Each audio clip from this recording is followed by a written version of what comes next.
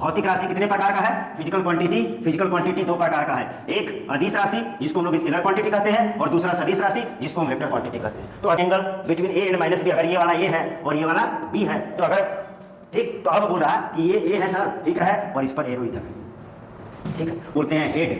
क्या बोलते हैं? हेड। देख लीजिए ये हम अपने से लिए, ठीक है। तो ले 5 2 हो गया। अब जे को लेना है तो माइनस लिख दीजिए, लिख दिए सर, ठीक है सर। अब ये इस लाइन में है तो 2 5 3 2 बचेगा। हेलो स्टूडेंट्स, 4D क्लासेस 24 में आपका तहे दिल से स्वागत है।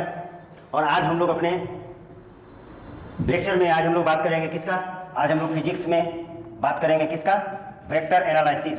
वेक्टर एनालिसिस मतलब सदिश विश्लेषण। सदिश विश्लेषण करेंगे हम लोग और इसका कंप्लीट 1 शॉट है। इसका 1 शॉट हम देंगे, पूरा सदिश विश्लेषण का हम लोग 1 शॉट देंगे, ठीक है। और बिना सदिश जाने हुए आपको फिजिक्स आने वाला नहीं है। फिजिक्स को जानने के लिए सदिश और अदिश जानना जरूरी है, क्योंकि ये एक प्रकार का मैथ है और एक प्रकार का औजार है जिसकी मदद से आप फिजिक्स को अच्छी तरह से और इजीली समझ पा सकते हैं, ठीक है। तो बिना समय बर्बाद किए हुए हम लोग चलते हैं, पूरा सदिश विश्लेषण करने जा रहे हैं, ठीक है। तो चलिए हम लोग बात करते हैं कि भौतिक राशि कितनी प्रकार की होती है। तो भौतिक राशि 2 प्रकार की होती है, एक अदिश राशि और दूसरा सदिश राशि। अदिश राशि को अंग्रेजी में बोलते हैं स्केलर क्वांटिटी और सदिश राशि को बोलते हैं वेक्टर क्वांटिटी, ठीक है बाबू। तो भौतिक राशि कितने प्रकार का है? फिजिकल क्वांटिटी 2 प्रकार का है, एक अदिश राशि जिसको हम लोग स्केलर क्वांटिटी कहते हैं और दूसरा सदिश राशि जिसको हम वेक्टर क्वांटिटी कहते हैं। तो अदिश राशि किसे कहते हैं सर? अदिश राशि किसे कहते हैं सर? तो अदिश राशि में ही बोल रहा, अदिश मतलब दिशा नहीं, मतलब दिशा नहीं, वे भौतिक राशियां जिनमें केवल परिमाण हो, परिमाण मतलब होता है आपका संख्या। वे भौतिक राशियां जिनमें केवल परिमाण हो, दिशा ना हो, केवल क्या हो? परिमाण हो और मात्रक हो, दिशा ना हो, अदिश राशियां कहलाती हैं। तो वे भौतिक राशियां जिनमें केवल परिमाण और मात्रक हो, दिशा ना हो, अदिश राशियां कहलाती हैं, ठीक है। और अदिश राशियों को अंग्रेजी वर्णमाला के किसी भी अक्षर द्वारा सूचित किया जाता है, ठीक है, ठीक। अच्छा, तो अदिश राशि में क्या होगा सर? तो अदिश राशि में होगा सर, क्या होगा? परिमाण गुणे मात्रक, यही होगा। और परिमाण को आप संख्या भी लिख सकते हैं, ठीक, परिमाण होगा और मात्रक होगा, ठीक। और इसे अंग्रेजी वर्णमाला के किसी भी अक्षर द्वारा हम सूचित कर सकते हैं, ठीक है। अच्छा, एग्जाम्पल में आप बोल दीजिए तो क्या होगा? दूरी, लंबाई, चौड़ाई, ऊंचाई, क्षेत्रफल, आयतन, द्रव्यमान, कार्य, ऊर्जा, शक्ति, आवेश, ठीक है। ये सब क्या है? अदिश राशियां हैं, क्योंकि इनमें दिशा नहीं होती, केवल परिमाण। जैसे समय, आप समय देखते हैं 3 बज रहा है तो 3 किधर बज रहा है कोई बताता है? 3 तो सभी जगह बज रहा है, 3 का कोई दिशा, 3 बज रहा है उसका कोई दिशा नहीं बताता, घड़ी आपको दिशा नहीं बताती। तो समय भी कौन राशि है? अदिश राशि, ठीक है। और सदिश किसको बोलेंगे बेटा? तो वे भौतिक राशि जिनमें परिमाण के साथ में मात्रक प्लस दिशा भी होना चाहिए, प्लस सदिश योग का नियम का पालन करना चाहिए। और इसको अंग्रेजी वर्णमाला के किसी भी अक्षर के ऊपर तीर के निशान द्वारा हम सूचित कर सकते हैं,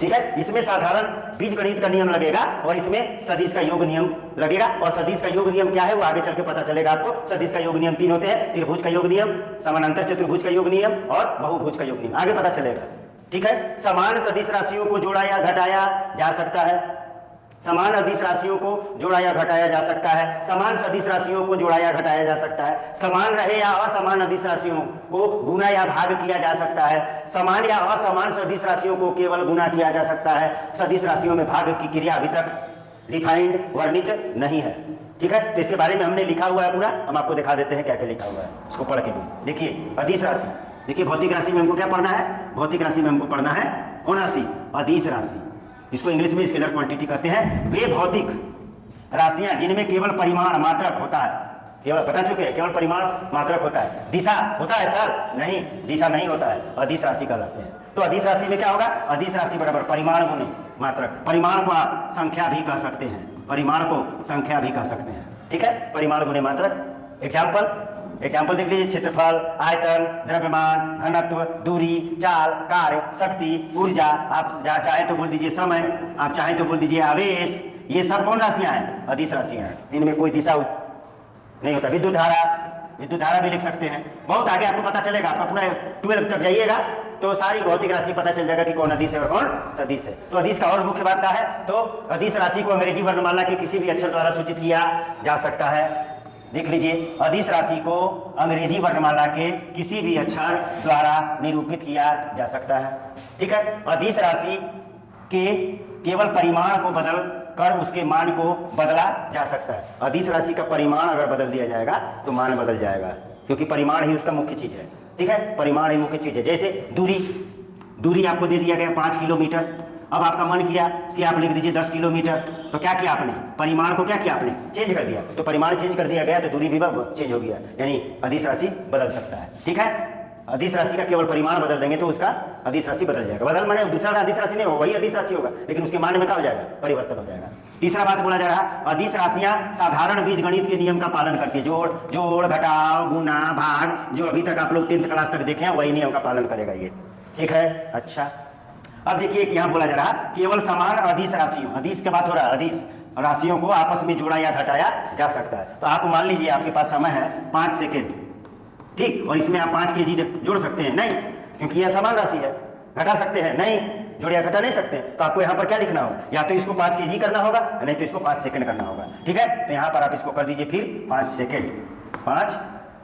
सेकंड कर दीजिए। अब आप जोड़ सकते हैं। इसका मतलब समान अदिश राशियों को ही जोड़ा या घटाया जा सकता है, असमान अदिश राशियों को जोड़ा और घटाया नहीं जा सकता। ठीक, तो असमान राशि का क्या होगा, तो देख लीजिए, समान रहे या असमान, कुछ भी हो सकता है। समान या असमान अदिश राशियों को साधारण बीजगणित के द्वारा गुणा या भाग किया जा सकता है। जैसे हम एग्जांपल दे देते हैं, s बराबर ut, ये दूरी है अदिश राशि, ये चाल है अदिश राशि, ये समय है अदिश राशि। चाल और समय को गुना किया गया तो दूरी मिला, तो गुना अलग अलग राशि है। देखिए, ये चाल है और ये समय है, अलग अलग राशि गुना हो गया। अच्छा, इसी में से आप निकाल लीजिए t बराबर, तो s/u लिख दीजिएगा। भाग भी दिया जा सकता है, अलग अलग राशियों में अदिश राशियों में भाग भी दिया जा सकता है। ठीक, अदिश राशि धनात्मक, ऋणात्मक या शून्य हो सकता है। कैसे सर, तो ताप कौन राशि है, ताप अदिश राशि है। तो ताप आप लोग देखे होंगे, -4 डिग्री सेंटीग्रेड सुने होंगे, ठीक, 37 डिग्री सेंटीग्रेड सुने होंगे, 0 डिग्री सेंटीग्रेड सुने होंगे। तो देखिए 0 भी हो रहा है, पॉजिटिव भी हो रहा है और नेगेटिव भी हो रहा है। ठीक है,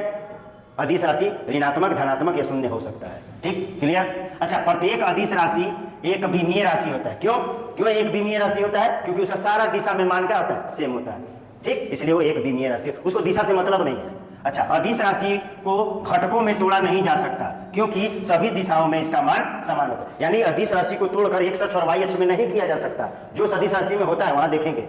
ठीक है, चलिए नेक्स्ट मेथड चलते हैं। आगे बोला जा रहा है सदिश राशि। ठीक, सदिश राशि क्या है, इसको बोलते हैं वेक्टर क्वांटिटी। तो वे भौतिक राशियां जिनमें परिमाण मात्रक के साथ साथ दिशा भी होती है तथा जो सदिश के योग के नियम का पालन करता है, कहलाता है, क्या कहलाता है, सदिश राशियां कहलाता है। ठीक, तो वे भौतिक राशियां जिनके पास परिमाण मात्रक के साथ साथ दिशा भी होती है, सदिश माने दिशा सहित होती है, तथा जो सदिश के योग के नियम का पालन करते हैं, सदिश राशि करते हैं। सदिश राशि जो है वो साधारण बीजगणित का योग नियम का पालन नहीं करता है, वो अपना एक योग का नियम बनाया है जिसे सदिश का योग नियम कहा जाता है। तो सदिश राशि में क्या होगा सर, तो सदिश राशि में परिमाण होगा सर, मात्रक होगा सर, प्लस दिशा होगा, प्लस सदिश योग नियम का पालन करना चाहिए। एग्जाम्पल में क्या होगा सर, विस्थापन, ठीक है, वेग, त्वरण, बल, संवेग, आवेग, विद्युत क्षेत्र, चुंबकीय क्षेत्र, बहुत सारा है। 12th तक जाते जाते आपको सारा भौतिक राशि कौन अदिश और कौन सदिश सब पता चल जाएगा। ठीक, आगे बढ़ते हैं। सदिश राशि को कैसे निरूपित करिएगा सर, तो कोई भी लेटर लिख दीजिए और उस पर एरो मार दीजिए। सदिश राशि को कोई भी लेटर लिख दीजिए, एस लिख दीजिए, एरो मार दीजिए। ठीक है, तो सदिश राशि को अंग्रेजी वर्णमाला के किसी भी अक्षर के ऊपर तीर के निशान द्वारा निरूपित किया जाता है या सूचित किया जाता है, जैसा हमने आपको बताया। ठीक, अब सदिश होगा, यहाँ क्या होगा, सदस्य नहीं होगा, क्या होगा, सदिश, सदस्य आ गया है। वाह, सदिश राशि के तीर का मतलब, सर आपने ये जो तीर दिया है इसका क्या मतलब बनता है, इसका क्या मतलब बनता है, तो आपको बता दे रहे हैं तीर का महत्व। तीर छोटा ही होता है। अच्छा, एक बात और ध्यान देखिए कि अगर इधर जा रहा है कोई भी है और ये सदिश है, और इधर जा रहा है तो भी में तीर का निशान हमेशा ऐसा ही होगा, चाहे वस्तु उधर जाए या इधर जाए। ठीक, दिशा किधर भी बताए, तीर का निशान हमेशा ऐसे ही देना है। ठीक है, अगर कोई अक्षर है उस पर तीर का निशान ऐसा ही देना है, कभी भी ऐसा नहीं देना है, ऐसा आप नहीं दीजिए, गलत है। ठीक है, गलत है। या सदिश को पूरा क्या बोलते हैं, इसको पूरा हाईलाइटेड लेटर से भी लिखा जा सकता है, अगर पूरा गाढ़ा लेटर से लिखा हुआ है, जो फॉरेन राइटर लोग लिखते हैं। ठीक है, तो इसे भी सदिश ही माना जाता है। ठीक है, चलिए हम बता रहे थे आपको तीर का महत्व, सदिश के तीर का महत्व। तो तीर छोटा ही है, लेकिन हम क्या करते हैं अपनी सुविधा के लिए बड़ा बना देते हैं। ये जो है इसको बोलते हैं प्रारंभिक बिंदु। कौन बिंदु? प्रारंभिक बिंदु, प्रारंभिक बिंदु। और यहां पर क्या है? अंतिम बिंदु। कौन बिंदु? अंतिम बिंदु, अंतिम बिंदु। और इसको ये तीर क्या बताता है बाबू? दिशा बताता है। ठीक, और इसको और एक नाम देते हैं, इसको बोलते हैं हेड। क्या बोलते हैं? हेड। और इसको एक और नाम देते हैं बाबू, और इसको बोलते हैं टेल। इसको क्या बोलते हैं? टेल। ठीक, और ये जो लाइन है यहां से लेके यहां तक, यहां से यहां तक जो लाइन है ये परिमाण बताता है। क्या बताता है? परिमाण बताता है। तो ये रेखा यहां तक जो है वो परिमाण बताता है, ये तीर का निशान दिशा बताता है, और यहाँ जो है ये बिंदु अंतिम बिंदु बताता है, और ये बिंदु प्रारंभिक बिंदु बताता है। प्रारंभिक बिंदु को टेल कहते हैं और अंतिम बिंदु को हेड कहते हैं। ये है तीर का महत्व।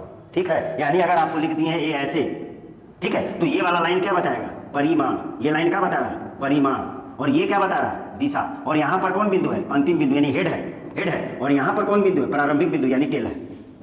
ठीक है, चलिए आगे देखते हैं, आगे क्या बोला जा रहा है। यदि सदिश राशि, ठीक है, चलिए ठीक है, यदि सदिश राशि, यदि सदिश राशि का परिमाण, अच्छा सदिश राशि कैसे बदलेगा, परिवर्तन कैसे होगा उसमें? तो सदिश राशि में कौन कौन चीज है? परिमाण है और दिशा है। तो या तो आप सदिश राशि का परिमाण बदल दीजिए, या दिशा बदल दीजिए, या दोनों बदल दीजिए, तो सदिश राशि में परिवर्तन हो जाएगा। वही राशि होगा, राशि वही सदिश राशि होगा, लेकिन उसमें परिवर्तन हो जाएगा। ठीक है, जैसे क्या हुआ?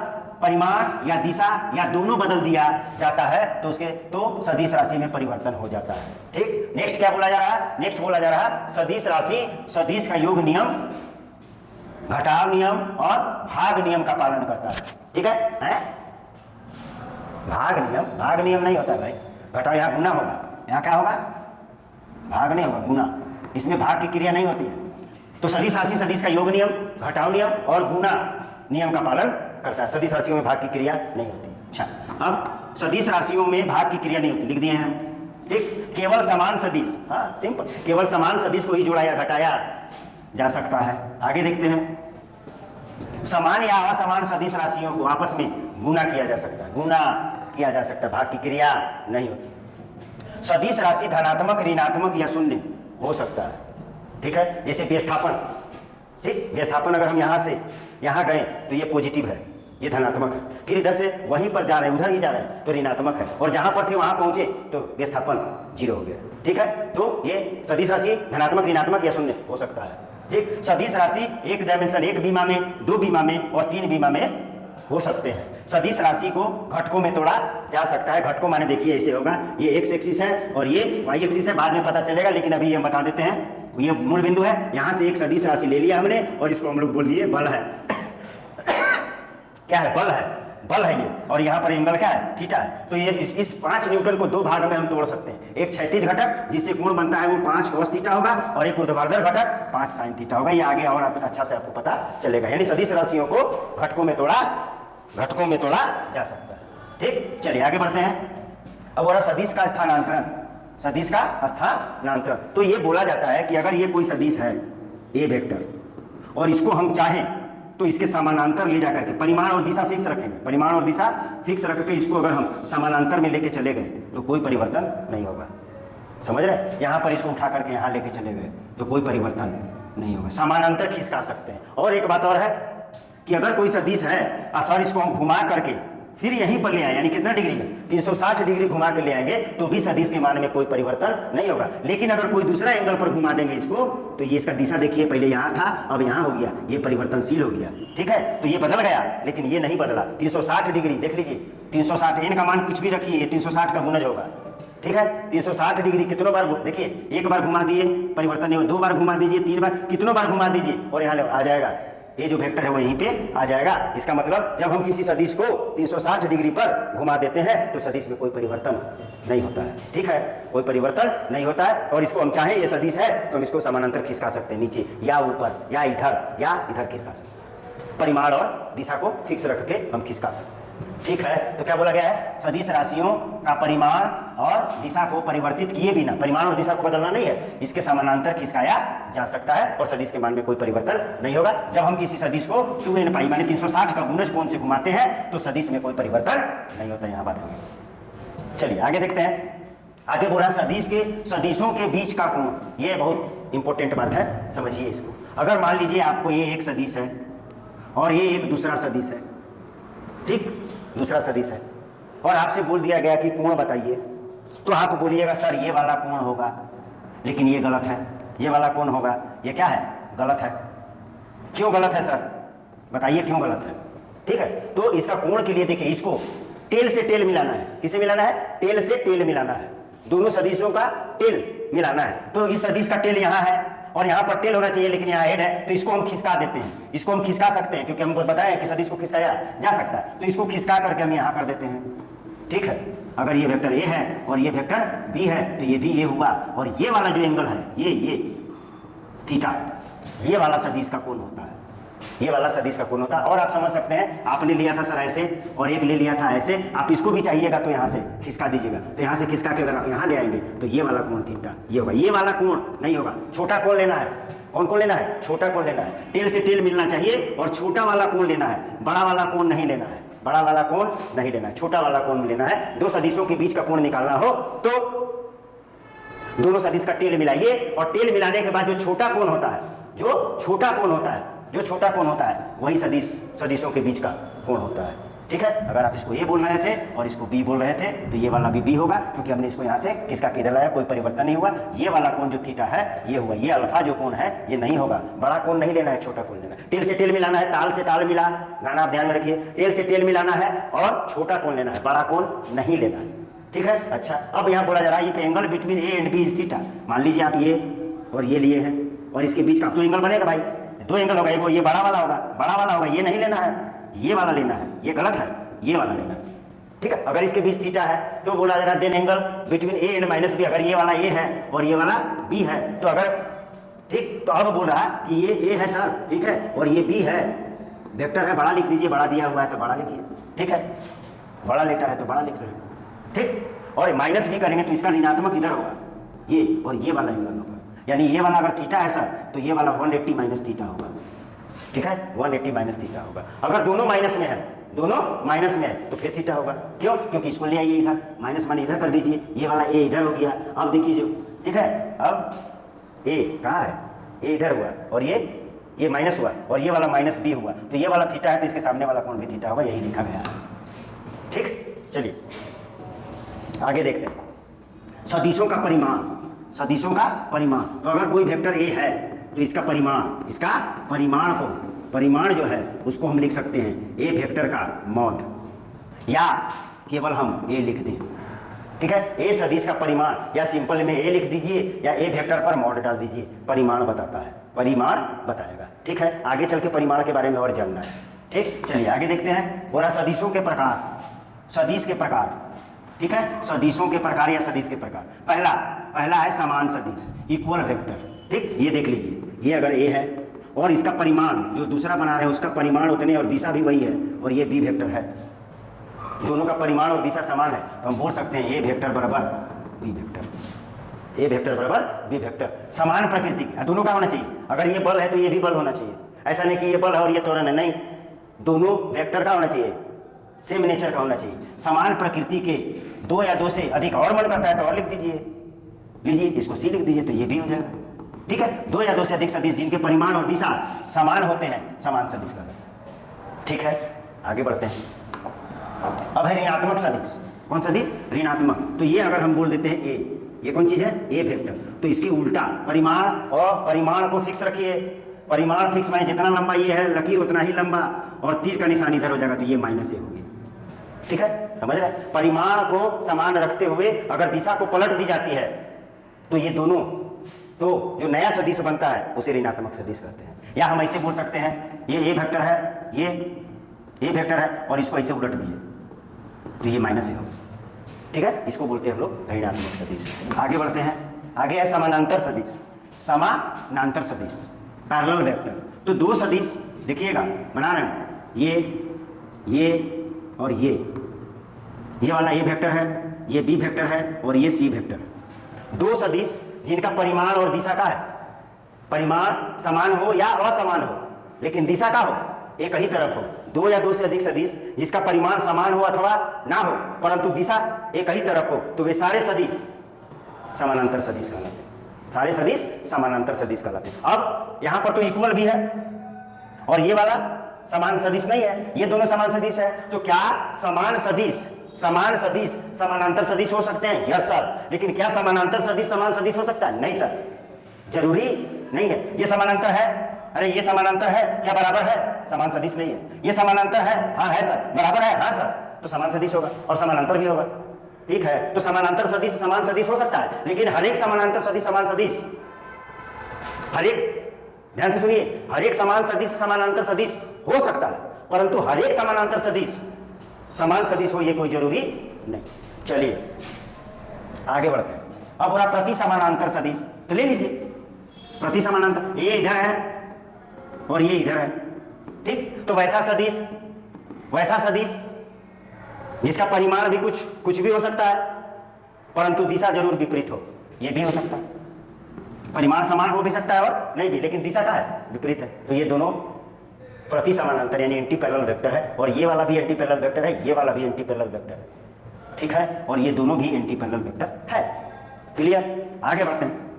लंबवत सदिश तो ले लीजिए, ये 90 डिग्री बनेगा, दो सदिश के बीच में 90 डिग्री बन गया, हो गया सर लंबवत सदिश। लंबवत 90 डिग्री, लंबवत को ऑर्थोगोनल बोलते हैं या परपेंडिकुलर वेक्टर कहते हैं, ठीक।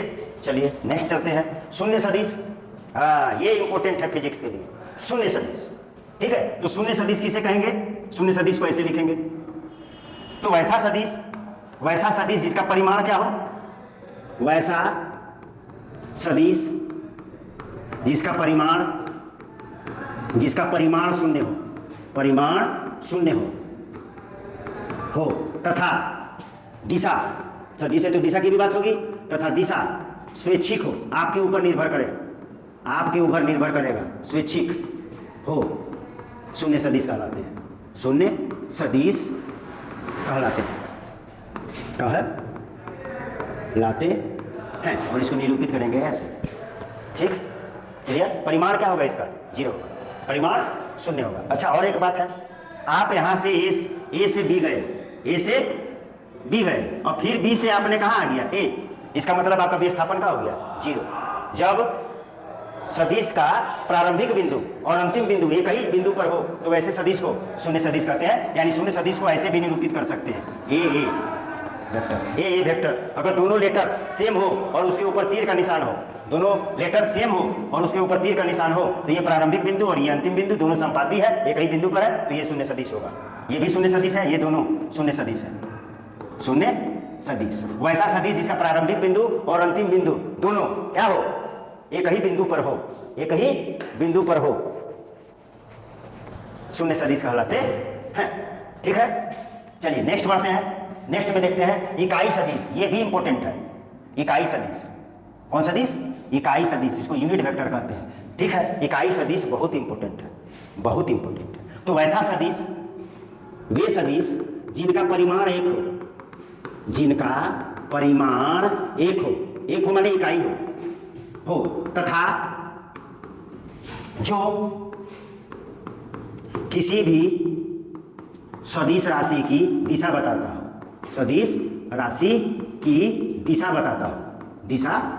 बताता हो, बताता है, कहलाता है। क्या कहलाता है? इकाई सदिश कहलाता है। वैसा सदिश जिसका परिमाण का हो, एक हो, ठीक है सर, और उसको किसी भी सदिश राशि में लगा देते हैं तो उसकी दिशा बता देता है, इकाई सदिश कहलाता है, ठीक है। और इकाई सदिश को अंग्रेजी वर्णमाला के किसी भी अक्षर के ऊपर कैप लगा दीजिए, यानी टोपी पहना दीजिए, इकाई सदिश है, ठीक है। और इकाई सदिश बराबर होता है, इकाई सदिश बराबर होता है सदिश बटा परिमाण। यानी आप ए कैप लिखिएगा तो आप लिख दीजिए ए वेक्टर बटा ए, और ए वेक्टर में क्या क्या है सर? यहाँ सदिश में क्या क्या होता है? परिमाण होता है गुने दिशा होता है, ठीक। और यहाँ पर नीचे में क्या है? परिमाण, और ये कट गया, ये क्या हुआ? कट गया, तो कट के क्या हुआ? एक हुआ, और यहाँ का निकल गया, दिशा बच गया। यानी वैसा सदिश जिसका परिमाण एक हो और जिसमें लगा दिया जाए उसका दिशा बता दे, इकाई सदिश का, ठीक है। यानी ए कैप को हम बार बार ऐसे लिख सकते हैं, ए कैप को हम लिख सकते हैं ए वेक्टर बाई ए, और आप लिख सकते हैं ए वेक्टर बाई ए पर मॉड, ए पर एरो पर मॉड, ये वही है, ये यही है, यही है। आप ए लिखिए, बता चुके हैं पहले, या ए वेक्टर पर मॉड लिखिए, ये परिमाण बताता है सदिश का। ठीक है, क्लियर? अच्छा, अब दिशा कैसे बताएगा सर? तो आप देखिएगा, ये देखिए, ये 3 अक्ष होता है, ये एक्स अक्ष, ये वाई अक्ष और ये जेड अक्ष, और यहाँ मूल बिंदु है।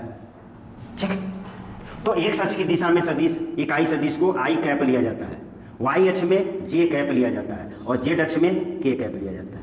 ठीक, और इकाई सदिश बोलता है सर कि आई कैप बराबर नहीं होगा जे कैप, बराबर नहीं होगा के कैप, क्योंकि आई कैप का दिशा इधर है, जे कैप का इधर है और के कैप का दिशा इधर है, तीनों बराबर नहीं होगा। लेकिन इसका परिमाण बराबर होगा, इसका परिमाण जो है वो बराबर होगा, परिमाण बराबर होगा, परिमाण बराबर होगा।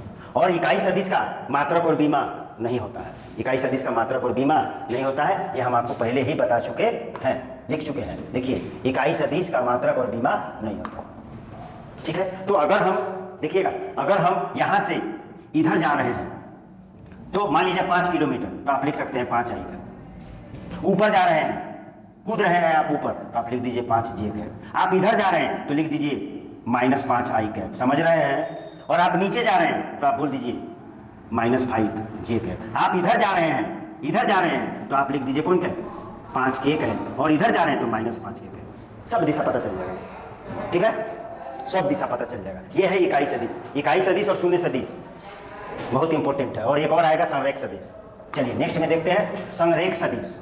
ठीक है, 2 या 2 से अधिक सदिश जो एक ही लाइन पर उपस्थित हो। यहाँ बोल दीजिए ए, यहाँ बोल दीजिए बी और यहाँ बोल दीजिए सी। इसको बोल दीजिए ए वेक्टर, इसको बोल दीजिए पूरा को बी वेक्टर और इसको बोल दीजिए पूरा को सी वेक्टर। नहीं समझे? ये तीनों वेक्टर एक ही लाइन पे है, एक ही लाइन पे है। तो वे सदिश जो एक ही रेखा पर उपस्थित रहते हैं उसे संरेख सदिश कहते हैं। संरेख माने एक ही रेखा पर। ठीक है, और इसको आप लिख सकते हैं, क्या लिख सकते हैं? ओ मूल बिंदु है ये, ओसी बराबर लिख सकते हैं आप, O A plus A B plus B C, आप लिख सकते हैं संरेख सदिश। या आप लिख सकते हैं ओसी बराबर, अगर सेम है ये, सेम है तो आप लिख सकते हैं ओसी बराबर 3 ओ ए, 3 ओ ए 3 बार। या लिख सकते हैं 3 ए बी, या आप लिख सकते हैं 3 बी सी, ये लिख सकते हैं। यानी यही रिपीट हो रहा है 3 बार और यही रिपीट हो रहा है 3 बार। क्लियर? तो यह है संरेख सदिश। ठीक है, चलिए आगे बढ़ते हैं। सदिशों का घटक, सदिशों का घटक। ठीक है, देखिए अब सदिश का घटक, सदिश का घटक कंपोनेंट्स ऑफ वेक्टर कितना में? 2D में। ठीक है, 2D में समझते हैं, ये एक्स अक्ष और ये वाई अक्ष। ठीक, ये 2D है, 2 अक्ष रहेगा तो 2D है। और कैसा घटक लेना है हमको? बीजगणितीय। तो मान लीजिए यहाँ पर एक पॉइंट है और इसका बोल देते हैं P और इसका कोऑर्डिनेट है x, y। आप पढ़े हैं 10th में नियामक, x, y, और यहाँ से यहाँ तक मिला दिया गया और इसको बोला गया है r वेक्टर। इस मूल बिंदु से P जो वेक्टर P तक जो रेखा खींची गई है, जो सदिश खींची गई है, उसको स्थिति सदिश कहते हैं। ठीक, अब देखिएगा यहाँ पर आप लंब डालिएगा तो ये तो y होगा और ये वाला कितना होगा? x होगा। तो इस डायरेक्शन में आपको क्या बोला गया है? आई कैप लेने, तो ये हो जाएगा xi। क्लियर? और यहाँ पर ये y होगा और ये y अक्ष में है तो इसको बोलेंगे yj और ये वाला थीटा हो सकता है। ठीक है, तो ये जो है ये r वेक्टर हम लिखेंगे, r वेक्टर बराबर xi प्लस yj। तो इस r वेक्टर का 2 घटक है, ये x घटक और ये y घटक। कौन घटक? x घटक। और x घटक को हम लोग बोलते हैं क्षैतिज घटक। क्या बोलते हैं? क्षैतिज घटक। ठीक, और y को बोलेंगे y घटक, और इसको ये बोलेंगे ऊर्ध्वाधर घटक, ऊर्ध्वाधर घटक। ये हुआ। ठीक, ऊर्ध्वाधर। और इसका परिमाण निकालना है सर, तो r वेक्टर का परिमाण हो जाएगा सर i के साथ जो रहेगा उसका स्क्वायर और j के साथ जो रहेगा उसका स्क्वायर। अगर आपको इसमें से एंगल निकालना है, आगे पता चलेगा, एंगल निकालना है थीटा, तो tan थीटा बराबर होता है लंब बटा आधार, तो लंब y है और आधार x है, और थीटा बराबर ये जब tan उधर जाता है तो tan इनवर्स होता है y/x। ये बताता है परिमाण, ये कहता बताता है परिमाण, और ये क्या बता रहा है? ये बता रहा है आपको दिशा। कुल मिलाकर सदिश।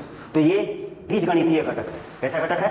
बीजगणितीय घटक है। आगे बढ़े, अब आपको मिलेगा त्रिकोणमितीय घटक। कितना बीमा में? 2 बीमा में। अब त्रिकोणमितीय घटक देखिए, उसी को बनाने जा रहे हैं। देखिए ये y अक्ष और ये x अक्ष। ठीक, ये y अक्ष और ये x अक्ष।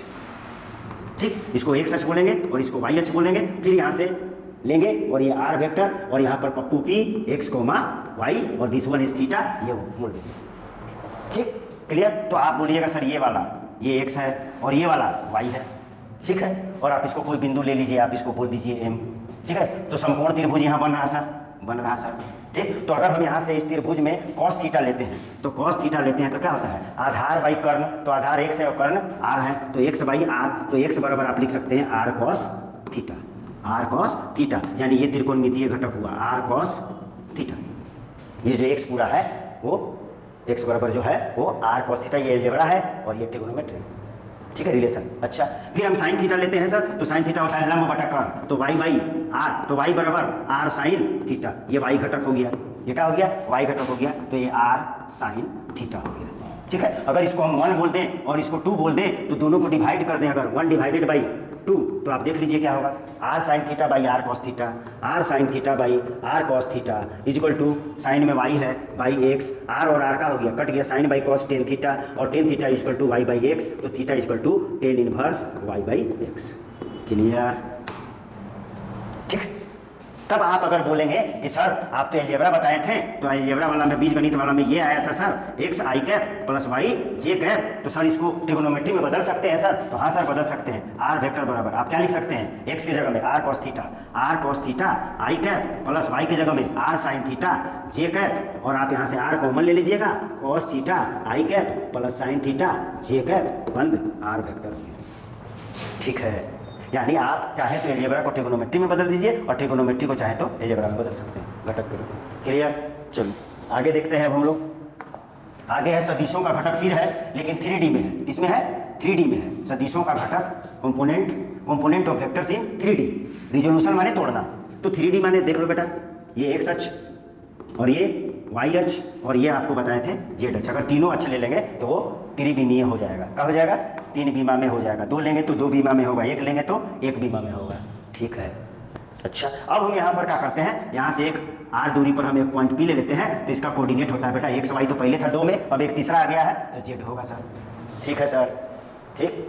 अब ये वाला आपका देखिएगा गौर से, दिस वन को हम अल्फा बोलते हैं, इसको क्या बोल सकते हैं, कुछ नया नाम दे दीजिए बीटा, और ये इसको बोल देते हैं गामा। ये आर जिससे कौन बनाएगा, आर एक्स अक्ष से अल्फा कौन बनाया, आर वाई अक्ष से बीटा बनाया और आर जेड अक्ष से गामा कौन बनाया, ठीक। अब आप इसका आर लिखना चाहिएगा, तो आप लिखिएगा सर एक्स आई प्लस वाई जे प्लस जेड के लिखिएगा सर, और इसका परिमाण लिखना होगा सर, तो आप बोलिएगा सर कि आप वैसा ही लिख दीजिए, यहाँ पर आई के साथ जो है उसका स्क्वायर कर दीजिए, जे के साथ जो है उसका स्क्वायर कर दीजिए, के साथ जो है उसका स्क्वायर कर दीजिए, ये परिमाण हो गया, ठीक है सर, ठीक है। और आप अगर इसका डायरेक्शन निकालना चाहते हैं तो 3 बीमा में डायरेक्शन कॉस से आता है, तो कॉस अल्फा बराबर क्या होगा सर, इसको आर बोल सकते हैं, समझ में आ गया होगा आप तक। कॉस अल्फा निकालना है तो कॉस अल्फा होगा बेस बाई हाइपोटेनस, तो बेस हमारा एक्स है, बेस हमारा क्या है एक्स है, तो एक्स बटा आर आप लिख सकते हैं एक्स बटा under root X square plus Y square plus Z square लिख सकते हैं ना भाई, आर अभी निकाले हैं, ठीक है।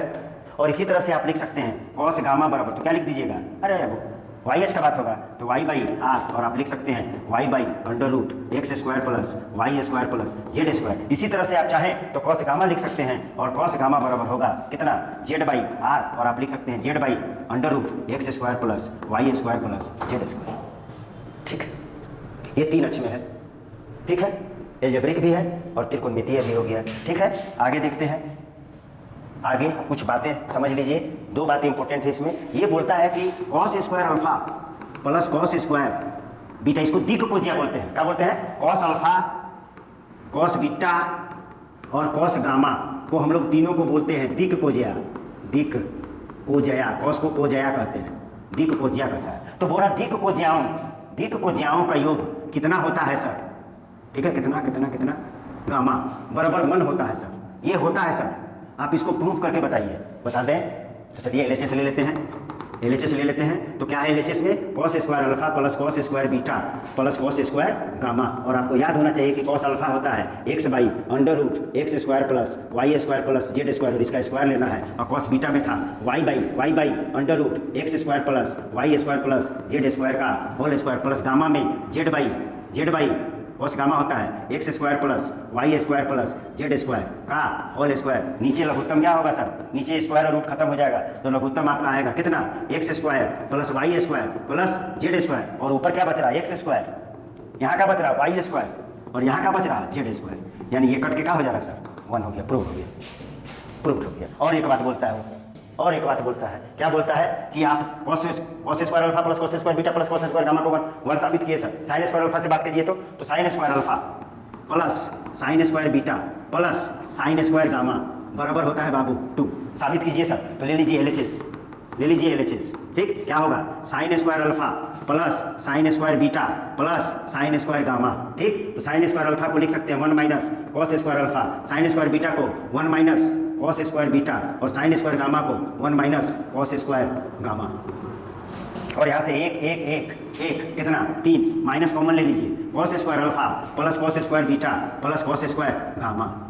और ये आप जान चुके हैं, ये आप जान चुके हैं कि 1 होता है। तो 3 माइनस 1 बराबर 2 प्रूव हो गया, 3 माइनस 1 बराबर 2, ये प्रूव हो गया, ठीक है। चलिए आगे बढ़ते हैं। सदिशों का योग नियम, सदिशों का योग नियम, ठीक है। सदिशों का योग नियम यानी वेक्टर लॉ ऑफ एडिशन।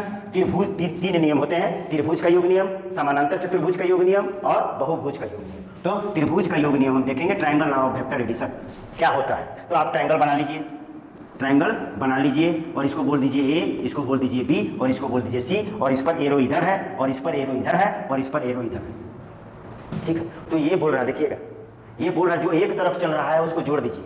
तो इसको जोड़िए, BC, C भी नहीं लिखना है, BC वेक्टर प्लस एक तरफ चल रहा है CA वेक्टर, और इसको तो इधर जाना चाहिए था, ये उल्टा जा रहा है और यही बराबर होगा, यानी क्या होगा BA वेक्टर।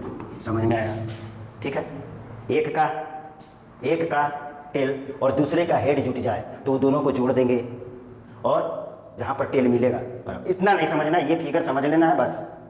जैसे एक एग्जांपल और हम देते हैं, ये PQR मार दीजिए, आप तीर एरो मार दीजिए, ये है, लिख दीजिए कौन कौन एक तरफ जा रहा है। देखिए QP vector plus PR vector. अब देखिए ये उल्टा जा रहा, रोक रहा उसका, रोक रहा, यानी यही बराबर होगा QR वेक्टर, ठीक है। फिर देख लीजिए ये ट्रायंगल है ABC, इसको बोला गया A वेक्टर, इसको बोला गया B वेक्टर और इसको बोला गया C वेक्टर, और ये ऐसे है, कैसे है, ऐसे ऐसे, ये इधर जा रहा है, ये इधर जा रहा है, कोई रोकने वाला नहीं, ये इधर जा रहा है। तब क्या हो जाएगा AC यानी B AC vector plus CB vector बराबर AB वेक्टर। और आप इसको जो लेटर दिए उसमें लिखिए, तो B plus A, B vector plus A vector बराबर C वेक्टर, ठीक है। और एक और बात इंपॉर्टेंट जान लीजिए कि ये है A, B और C, अगर सब कि कोई रोकने वाला नहीं है, घूम रहा है इसे, तब आप लिख दीजिए कैसे, AC प्लस, कहीं से भी स्टार्ट कीजिए, AC वेक्टर प्लस, इसका बात हो रहा plus CB vector plus BA vector, और तीनों का जोड़ कितना आएगा 0। ये इसका एक अंग है त्रिभुज के नियम, योग नियम। अगर सेम डायरेक्शन में चल रहा, कोई रोकने वाला नहीं है, तो आंसर जोड़ करके सबका मान 0 आएगा। और जो अगर कभी कोई रोक रहा है तो रोक रहा बराबर, दोनों साइड जो एक ही दिशा में चल रहा है उसके जोड़ के बराबर रहता है। चलिए समानांतर चतुर्भुज का योग नियम देखते हैं, ठीक है। Parallelogram law of vector addition, इसको बोलते हैं समानांतर चतुर्भुज योग नियम, समानांतर चतुर्भुज योग का योग नियम। तो समानांतर चतुर्भुज आपको बनाने आता होगा, तो देखिए बना दे रहे हैं, देखिए ये है समानांतर चतुर्भुज, ठीक। और इस वेक्टर को हम बोल देते हैं, क्या बोल दें, A वेक्टर बोल दीजिए, और इस वेक्टर को बोल दीजिए B वेक्टर, और ये A है, P, क्या करें, लिख दीजिए ना ABCD।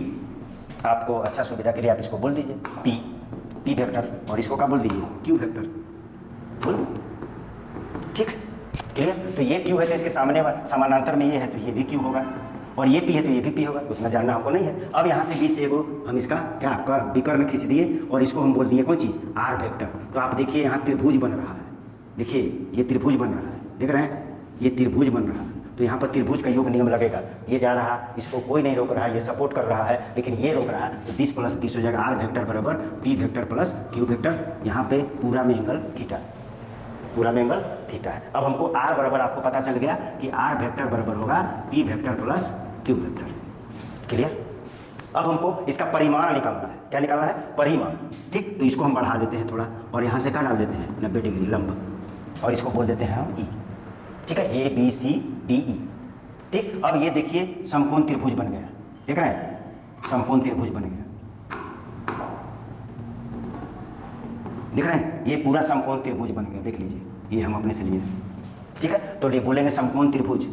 अच्छा, ये वाला जब थीटा है, ये जब थीटा है तो ये वाला भी थीटा होगा, ये थीटा है। और अब बताइए कि इसका दो घटक बनेगा, आपको घटक बनाने सिखा दिए, इसका दो घटक बनेगा तो ये होगा क्यू कॉस थीटा, और ये वाला जो लंब वाला होगा वो क्यू साइन थीटा होगा कि नहीं? आपको घटक बनाने सिखा दिए, ठीक है? नहीं है तो कॉस थीटा लेकर के बना लीजिए, बन जाएगा, ठीक। तो अब समकोण त्रिभुज कौन ले लें, ठीक है? समकोण त्रिभुज, समकोण त्रिभुज किसमें? ए ई सी से, ए ई सी से, ए ई सी से।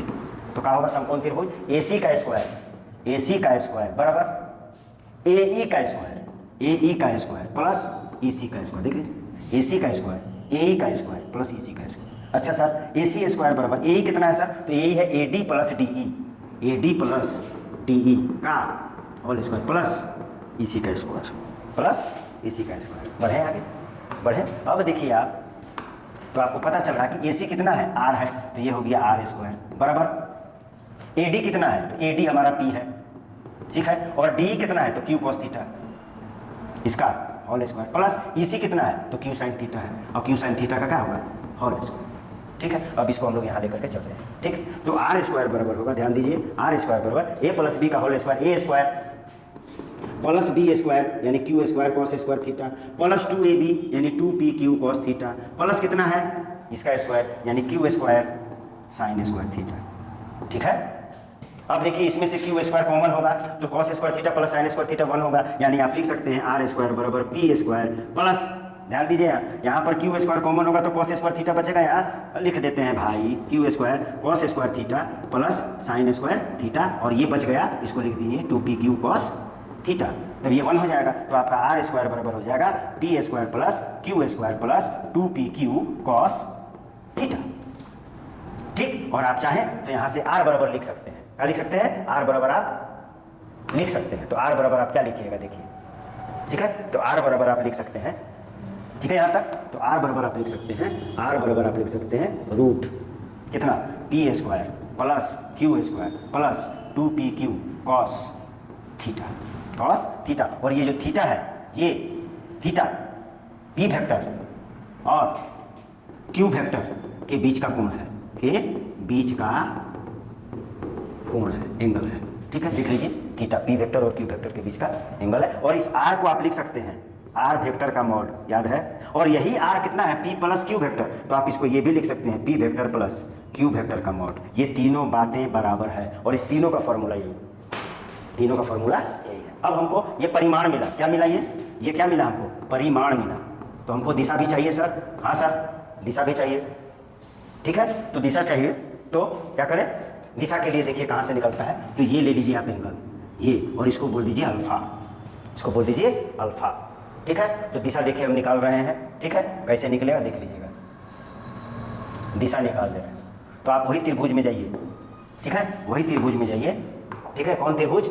ई ए सी से, ठीक है? त्रिभुज ई ए सी से, ठीक। तो tan अल्फा लीजिए, tan अल्फा, तो tan अल्फा लीजिएगा, ये देखिए त्रिभुज ले रहे हैं, ये त्रिभुज ले रहे हैं, ठीक है? तो tan अल्फा बराबर होता है लंब बटा आधार। तो लंब कितना है सर? तो लंब है EC, और आधार कितना है सर? तो आधार है AE, आधार AE है। और आप EC बाई क्या लिखते हैं? AE को क्या लिखिएगा? AD plus DE। तो EC कितना है सर? तो EC है आपका Q sine theta, Q sign theta by AD कितना है सर? P है सर। और EC कितना है सर? DE यहाँ पर, हाँ D, हाँ D कितना है? Q कॉस थीटा, कितना है? Q cos theta. तो ये tan अल्फा निकला, ठीक है? तो आपको अल्फा मिलेगा कितना? tan inverse Q sign theta by P plus Q cos theta. ये आपको क्या दे दिया? ये आपको दे दिया दिशा। ये क्या दे दिया? दिशा दे दिया, ठीक है? ये आपको दिशा दे दिया, ठीक है? यहाँ थीटा क्या है? टी वेक्टर और क्यू वेक्टर के बीच का कोण। अब आगे बढ़ते हैं और बात करते हैं स्थिति नंबर 1। स्थिति 1, जब थीटा बराबर 0 डिग्री, इसका मतलब आपके पास तो फिगर यही था, फिगर तो ये था, ये वाला थीटा था। जब 0 डिग्री होगा, ये क्यू है और ये पी है, तो 0 डिग्री होगा तो ये घूम के इसी पर तो आएगा, ठीक है? तो 0 डिग्री के केस में क्या होगा? 0 डिग्री के केस में थीटा कितना है? फिगर क्या होगा? या तो पी वेक्टर इसी पर होगा और इसी पर क्यू वेक्टर होगा, तभी तो 0 डिग्री होगा। देख लीजिए, 0 डिग्री कब होगा? जब ये क्यू वेक्टर पी पर आ जाए या पी वेक्टर क्यू पर चला तब 0 डिग्री होगा। ठीक है, तब क्या होगा? तब आपको पता है आर बराबर क्या पता, P square plus Q square plus 2p Q cos theta. तब आपका हो जाएगा P square plus Q square plus 2p Q cos 0 degree, और कॉस 0 डिग्री 1 होता है तो आप लिख सकते हैं यहाँ पर P square plus Q square plus 2p Q into 1। ठीक, और ये देख लीजिए ये किसका फॉर्मूला है, p प्लस क्यू का होल स्क्वायर का फॉर्मूला है। और स्क्वायर और रूट क्या हो जाएगा, खत्म हो जाएगा, स्क्वायर और रूट खत्म हो जाएगा। इसका मतलब आर बराबर इस केस में आएगा, आर बराबर इस केस में आएगा p प्लस क्यू, ये आएगा जब थीटा बराबर 0 होगा, यानी दोनों सदिश एक ही रेखा पर होगा, यानी संरेख होगा या समानांतर होगा। ठीक है, और p प्लस क्यू आएगा और ये मैक्सिमम होगा यानी महत्तम होगा। क्या होगा? महत्तम मान आएगा।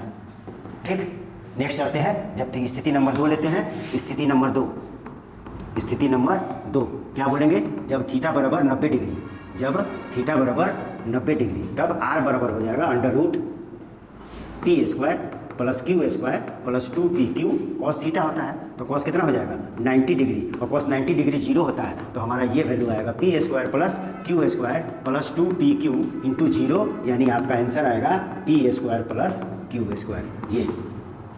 ये आएगा जब थीटा बराबर 90 डिग्री होगा। आगे बढ़िए, तीसरा बात करते हैं। स्थिति नंबर 3, स्थिति 3 जब थीटा बराबर, अच्छा इसका फॉर्मूला, इसका फिगर क्या होगा भाई, इसका फिगर क्या होगा? तो इसका फिगर होगा सर ये पी वेक्टर और ये वाला क्यू वेक्टर, देख लीजिए ये 90 डिग्री है, दोनों सदिश एक दूसरे के लंबवत हो। चलिए अब नेक्स्ट, जब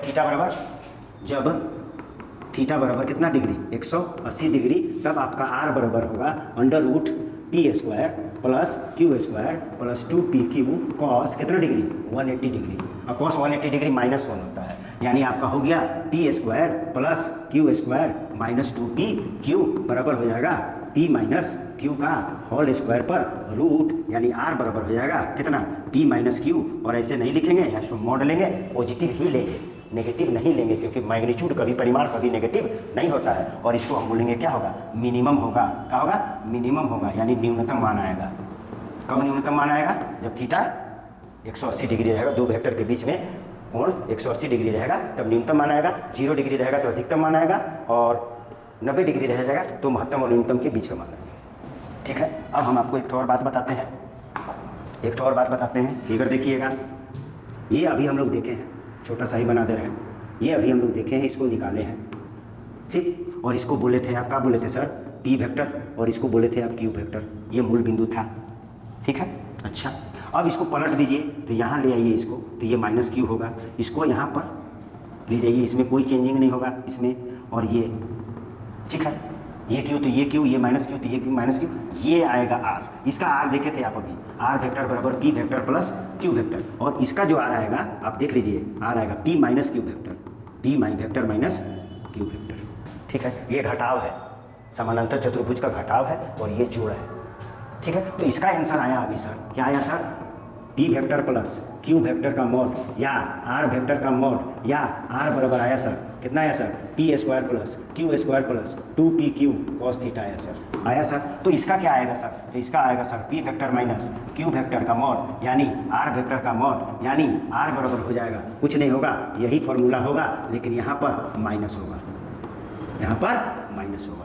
ये समानांतर चतुर्भुज का घटाव नियम और ये वाला जो।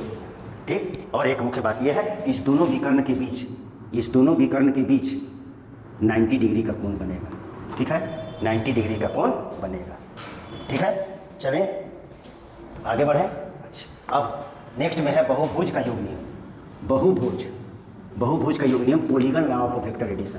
ठीक, तो पॉलीगन लॉ यानी बहुभुज का योग नियम कुछ नहीं है, त्रिभुज के योग नियम का ही विस्तार है, यानी त्रिभुज के योग नियम की मदद से ही उसको बनाया जा सकता है। तो 5 भुजा ले लेते हैं, 1 2 3 4 और ये 5। अगर इसको बोलते हैं A B C D E, ये इधर जा रहा है, इसको कोई नहीं रोक रहा है, इसको कोई नहीं रोक रहा है, इसको कोई नहीं रोक रहा है, लेकिन ये रोक दे रहा, यही है बहुभुज का योग नियम। तो क्या होगा, कौन कौन जुटेगा, A B vector plus B C vector plus C D vector plus D vector, और ये किसके बराबर होगा, जो रोक रहा है ए वेक्टर। ठीक है, तो बहुभुज का योग नियम कोई बड़ी बात नहीं है, त्रिभुज के योग नियम का ही का है, एक्सटेंशन है, विस्तार है। ठीक है, बढ़े, चलिए आगे बढ़ते हैं। आप ऐसे भी निकाल सकते हैं, पहले इसको निकालिए फिर इसको निकालिए, ऐसे कर सकते हैं, सिंपल। चलिए आगे देखते हैं। अब हम लोग आते हैं सदिशों का गुणन में। सदिशों का गुणन में सदिश का अदिश के साथ गुणन, multiplication of A vector by scalar. क्या बोल रहा है कि आप एक अदिश लीजिए और एक का ले लीजिए, सदिश लीजिए, ठीक, तो आपको रिजल्ट मिलेगा सदिश।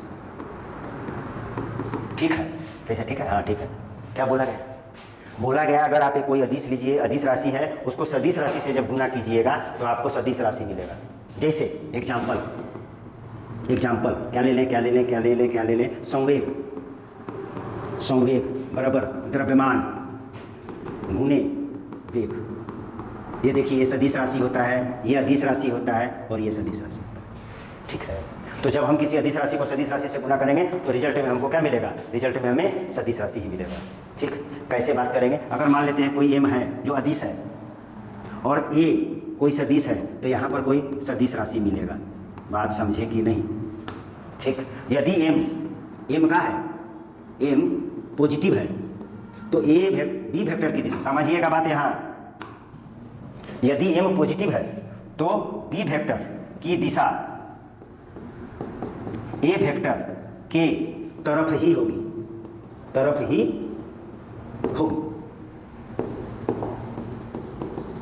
ठीक। अगर एम नेगेटिव होगा तो बी वेक्टर की दिशा, बी की दिशा ए वेक्टर के विपरीत होगी,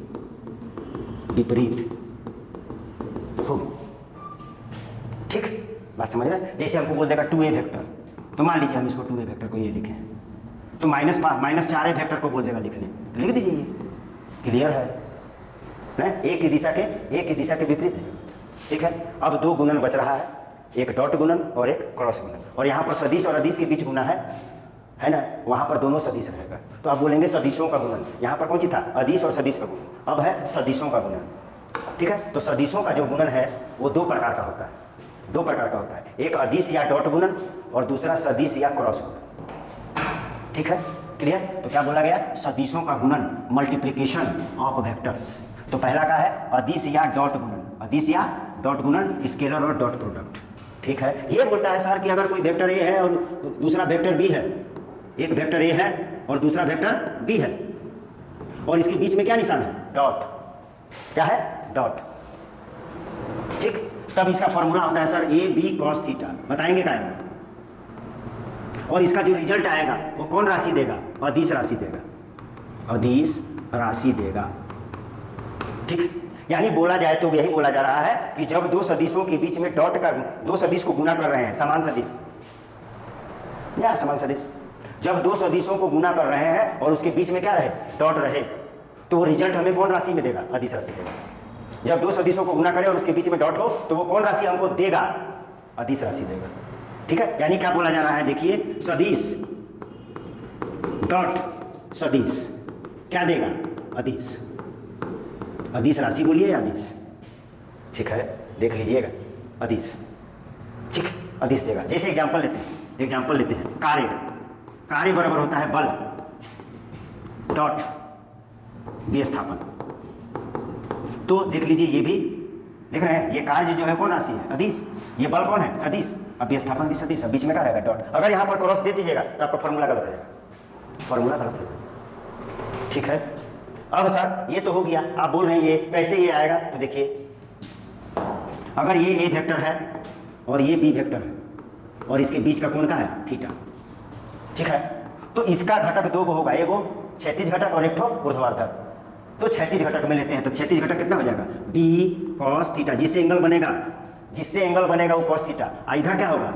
जिससे एंगल नहीं बनेगा वो साइन थीटा। लेकिन ये हमको नहीं लेना है, ये लेना है, यही है, देखिए इसी की दिशा में जो घटक होगा। तो यानी ए वेक्टर डॉट बी वेक्टर बराबर ए बी कॉस थीटा। यहाँ थीटा जो है ए वेक्टर और बी वेक्टर के बीच का कोण है। ये जो थीटा है ए वेक्टर और बी वेक्टर के बीच का कोण है, ठीक। आप इसको ऐसे भी लिख सकते हैं, A vector dot B vector बराबर ए वेक्टर का मॉड बी वेक्टर का मॉड कॉस थीटा। ये भी लिख सकते हैं, बतिया वही है, यही है सेम। आप यहाँ से लिख सकते हैं कॉस थीटा बराबर A vector dot B vector cos theta A vector dot B vector by A B, या आप इसको ऐसे लिख सकते हैं A vector dot B vector by A का मॉड और बी का मॉड, ये भी कॉस थीटा है। और थीटा बराबर आप लिख सकते हैं, थीटा बराबर आप लिख सकते हैं, देखिए यहाँ से थीटा बराबर आप लिख सकते हैं कॉस इनवर्स कितना A vector dot B vector by A B, ये भी लिख सकते हैं, थीटा खाली लिखना हो, ठीक, ये है आपका।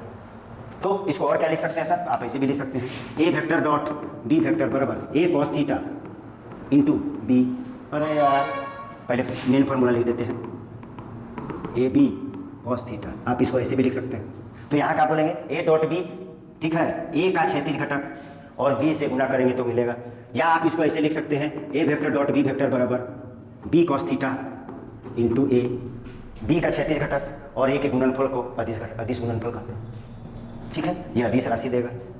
ठीक, आगे देखते हैं स्थिति नंबर 1, स्थिति नंबर 1, स्थिति 1 क्या बोल रहा है, यदि थीटा बराबर 0 डिग्री, तो आपके पास फॉर्मूला है ये डॉट बी बराबर A B cos theta 0 degree, मतलब आप समझ रहे हैं ऐसे था, ये ए था और ये बी था और ये थीटा था, 0 डिग्री का मतलब तो इसी पे, ए वेक्टर भी इसी पे और बी वेक्टर भी इसी पे, नहीं एक ही पे, तब तो थीटा का हो गया 0, तो ए वेक्टर डॉट बी वेक्टर बराबर ए बी कॉस कितना डिग्री 0 डिग्री है, कॉस 0 डिग्री 1 होता है, यानी ए वेक्टर डॉट बी वेक्टर बराबर ए बी।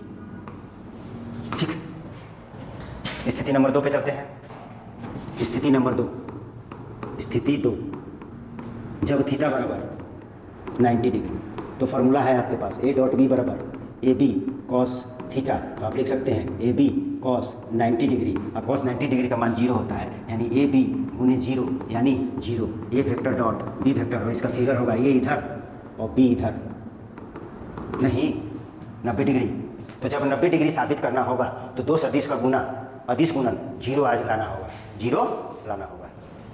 ठीक है, क्लियर, आगे बढ़ते हैं। स्थिति नंबर 3, स्थिति नंबर 3 क्या बात होगा, जब थीटा बराबर कितना 180 डिग्री, 180, तो 180 में क्या होगा, ए इधर है और बी इधर है, ये 180 हुआ प्रति समानांतर, तब ए वेक्टर डॉट बी वेक्टर बराबर ए बी कॉस थीटा, यानी ए बी कॉस 180 डिग्री, और 180 डिग्री कितना होता है कॉस 180 साइन 90 प्लस 90 यानी माइनस है, साइन 90 में कितना होगा कॉस 180 कितना होगा कॉस 90 प्लस 90, सेकेंड क्वाड्रेंट में है और सेकेंड क्वाड्रेंट में कॉस नेगेटिव होता है, उल्टा साइन 90 और 91 होता है। ठीक है, यानी हो जाएगा ए बी गुना -1 यानी माइनस ए बी। ये प्रति समानांतर को साबित करने के लिए ये आंसर आना चाहिए। ठीक, ये हुआ। ठीक, अब हम इसको हम लोग अब किसी में बात करेंगे, इसमें हम लोग बात करेंगे तीनों अक्ष में लेंगे और वहाँ पर बात करेंगे, लेकिन वहीं पर काम देगा। ठीक है, ये एक्स अक्ष है और ये वाई अक्ष है और ये जेड अक्ष है, इधर होता है आई कैप, इधर होता है जे कैप इकाई सदिश और यहाँ होता है के कैप इकाई सदिश, और ये मूल बिंदु है। ठीक है, तो अगर आपको बोल दिया जाए पहली बात कि सेम गुना कीजिए, यानी आई कैप और आई कैप का डॉट कीजिए, तब आप क्या लिखिएगा सर, कैसे आएगा सर, तो आई कैप और आई कैप माने आई दोनों सेम है, दोनों सेम लाइन पर है, तो इन दिस कंडीशन इस कंडीशन में थीटा बराबर कितना डिग्री होगा 0 डिग्री, तो I cap dot I cap बराबर आई कैप का mod A B cos theta, A B cos theta, I cap का मॉड इंटू कॉस कितना डिग्री जी, अरे इसी पर बैठा रहे हैं जी, इसी पर बैठा रहे हैं, ए बी कॉस थीटा इसी पर बैठा रहे हैं, इसी पर बात हो रही है। ए के जगह में आई कैप है, बी के जगह में आई कैप है, बीच में डॉट है, और ए के जगह ए को हम ऐसे लिखेंगे, यानी आई कैप को ऐसे लिखेंगे, आई कैप को लिख रहे हैं थीटा बराबर 0 डिग्री है, तो इसका मैग्नीट्यूड 1 होता है, बताएं, इसका मैग्नीट्यूड 1 होता है और इसका भी 1 होता है, और ये cos 0 का मान भी 1 होता है। ठीक है, तो इसका मतलब क्या आएगा 1 आएगा, आई कैप डॉट आई कैप बराबर क्या आएगा 1 आएगा, आ गया। तो इसका मतलब हम बिना समय व्यतीत किए कह सकते हैं कि आई कैप डॉट आई कैप बराबर 1 आया है, तो जे कैप और जे कैप डॉट जे कैप भी 1 आएगा और के कैप डॉट के कैप भी 1 आएगा। क्लियर है, आएगा। ठीक, ठीक है, अब हम लोग दो अलग अलग लेकर के बात करेंगे। ठीक है, यहाँ तक बात समझ में आ गई है। अब हम दो अलग अलग लेकर के बात करेंगे। ठीक है, दो अलग अलग लेकर बात करेंगे, देखिए क्या होगा। ठीक है। इसी फॉर्मूला पे होगा। अब दो अलग अलग लेके बात करेंगे तो हम निकालेंगे आई कैप डॉट जे कैप, ये निकालेंगे दूसरा बात, ठीक है। दूसरा बात हम ये निकालेंगे। तो थीटा कितना होगा सर इसमें, तो इसमें देख लीजिए आई कैप जे कैप 90 डिग्री होता है, यानी थीटा बराबर हो जाएगा 90 डिग्री। और आपके पास फॉर्मूला ये है, तो I cap dot J cap बराबर आई कैप का मॉड जे कैप का मॉड बी के जगह में जे है इंटू कॉस कितना डिग्री 90 डिग्री, और कॉस 90 डिग्री जीरो होता है, यानी आई डॉट जे बराबर 1 गुने 1 इंटू जीरो, यानी आई डॉट जे बराबर आएगा जीरो। यानी अलग अलग से गुना करेंगे, डॉट प्रोडक्ट करेंगे तो मेरा आंसर आएगा जीरो। तो हम बोल सकते हैं सर, हम बोल सकते हैं, क्या बोल सकते हैं, आई डॉट जे बराबर अलग अलग जे डॉट के बराबर के डॉट आई बराबर क्या आएगा हमेशा सर, जीरो आएगा सर, ठीक है। और एक बात और आपको पता चल चुका है, क्या पता चल चुका है कि सेम गुना करिएगा, सेम गुना करिएगा तो आपका 1 आएगा, ठीक है। इसका मतलब जब हमको अदिश को गुना करना होगा, दो सदिश राशि का डॉट गुणन करना होगा, तो अलग अलग वाले से नहीं गुना करेंगे, सेम गुना करेंगे, आंसर आ जाएगा, ठीक है। एक दो एग्जाम्पल दे देते हैं, ठीक है। तो अगर आपको बोल दिया जाए कि सर ए वेक्टर बराबर है 2 आई कैप, क्वेश्चन है 2 आई कैप प्लस 3 जे कैप प्लस 4 के कैप है सर, और बी वेक्टर बराबर दिया हुआ है 3 आई कैप प्लस 2 जे कैप माइनस 3 के कैप, ऐसा ही दे दे, कुछ भी लिख दीजिए। और बोल देगा सर कि आप ए वेक्टर डॉट बी वेक्टर निकालिए, तो आप लिख दीजिए 2 आई कैप प्लस 3 जे कैप प्लस 4 के कैप डॉट 3 आई कैप प्लस 2 जे कैप माइनस 3 के कैप।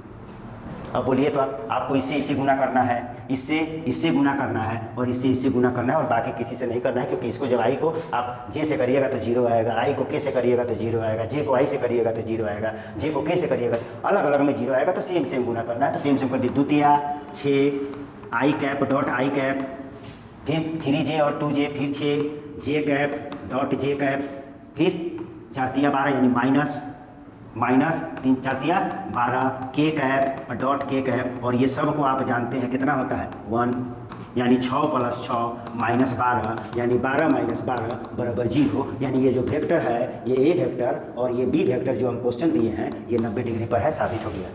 कि जो हम एग्जाम्पल लिए हैं वो दोनों वेक्टर जो है वो एक दूसरे से 90 डिग्री बना रहा है, क्योंकि आपको हम दिखाए हैं 90 डिग्री के केस में क्या होता है।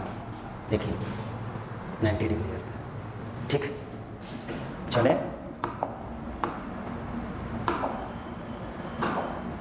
ठीक है, और एक देखते हैं, स्टैंडर्ड रिजल्ट देख लेते हैं। ए वेक्टर बराबर है A1 आई कैप प्लस B1 जे कैप प्लस C1 के कैप, और बी वेक्टर बराबर दिया हुआ है A2 आई कैप प्लस B2 जे कैप प्लस C2 के कैप। और आपको बोल देगा ए वेक्टर डॉट बी वेक्टर बनाने, तो ज़्यादा लंबा चौड़ा बात नहीं करना है। A1 A2 plus B1 B2 plus C1 खत्म, गुना हो गया। यही हम किए थे इसके पीछे वाले, ठीक है, क्लियर। चलिए अब हम बात करते हैं, इसका बात करें सदिश गुणन का बात करें हम, ठीक है। और ये लास्ट टॉपिक चल रहा है सदिश या क्रॉस गुणन, वेक्टर और क्रॉस प्रोडक्ट।